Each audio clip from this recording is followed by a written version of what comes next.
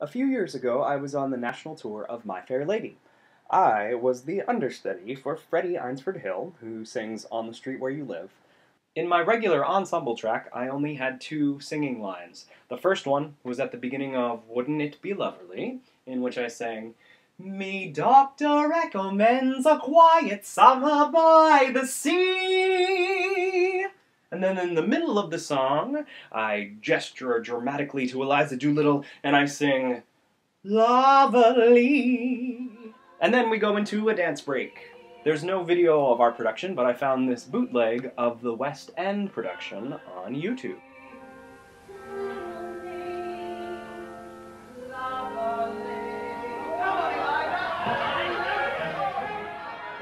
I like to think it was more exciting when I did it. Anyway, we had a British directing team, and during rehearsals in New York, they were adamant that I sing "Lovely" a different way every night. They wanted it to be surprising and playful and spontaneous, but every month or so, I would get a note from the touring musical director saying I wasn't consistent enough, and I was making things difficult for everybody else. I couldn't believe it. I love the spontaneity of live theater, and I was thrilled that our director was encouraging us to make the show different every night. So I started to wage my own tiny little passive-aggressive battle with the music director over how different I could make my "Lovely" without getting into trouble.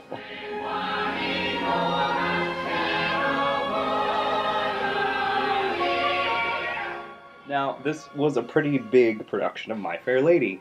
It was based on the Trevor Nunn staging, and Cameron McIntosh was the producer, so of course we had a giant automated set for Professor Higgins' steady that slid on stage and assembled itself, and we all knew to stay out of its way. There were hundreds of costumes, some of which we changed into in a matter of seconds. There were projections, and moving lights, and choreography by Matthew Bourne.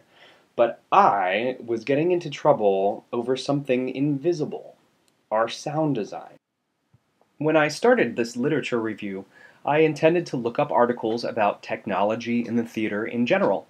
But as I gathered articles, I realized there wasn't much conflict about the role of technology in the narrative of musical theater history. Sure, critics objected to the increasing spectacle of modern mega-musicals, and they hated the general dumbing down of subject matter to pander to an audience with a short attention span, blah blah blah.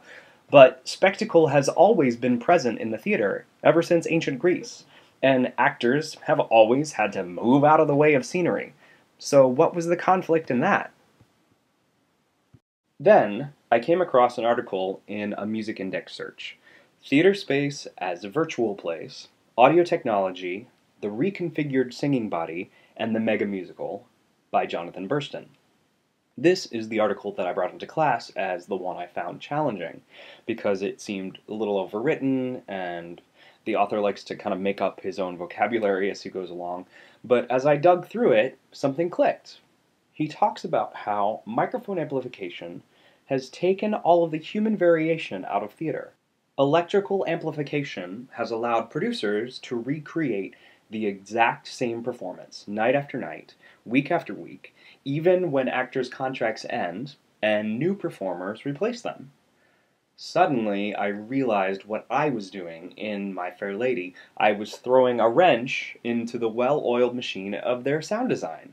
If I sang "Lovely" with a different volume and a different inflection every night, how could the poor sound designer know how to set my microphone level so it sounded the same?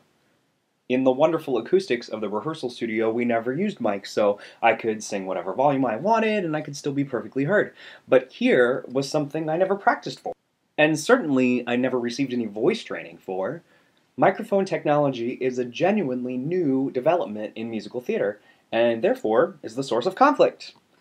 But since most critics and scholars and journal articles generally poo-poo amplification, I needed to find literature by those who didn't. Luckily, there was a great book in our Shenandoah Library called Sound and Music for the Theater: The Art and Technique of Design by Dina Kay and James Lebrecht. Here are two designers who obviously think sound design is great. They see it as a chance to put in their own artistic input to a show.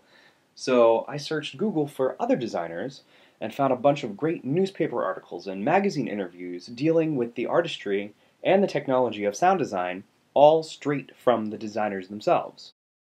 Now, the final piece of the puzzle is how does this new technology affect actors? I wasn't aware of the trouble I was causing the sound designer in my show, so how are today's actors and voice teachers addressing this?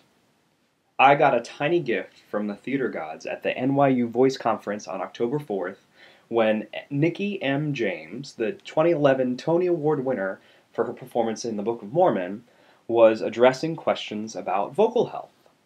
Someone asked her what she does to maintain her performance when she isn't in great vocal shape, but she feels an obligation to perform because people expect to see a Tony winner when they pay so much for tickets, and it's the Book of Mormon on Broadway. Where's Nikki James? This was her answer. It's terrible to say, this is terrible to say, but when I am having trouble, I make sure everyone in the building who needs to know knows, and I say, I'm not going to sing full voice during ensemble numbers, it's not necessary, do you need me? And I also am in very, very close contact with my sound mixer, who knows when I need a little bit of help, when I need to give a little bit less, or I need slightly more reverb. I need to hear myself more. That's like one thing that singers don't think about.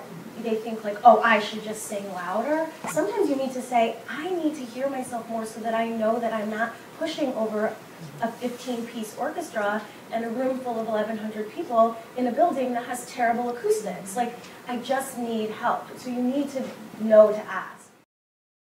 Aha! So performers do have a dialogue with their sound mixer, and they can use amplification to their advantage. Not much is written about this particular relationship, so for the home stretch of my paper, I'm really going to have to read between the lines and dig up articles on voice technique and performance that might address microphones in some way. And maybe I've found my gap in the literature, and an interesting new research project for the future. Lovely!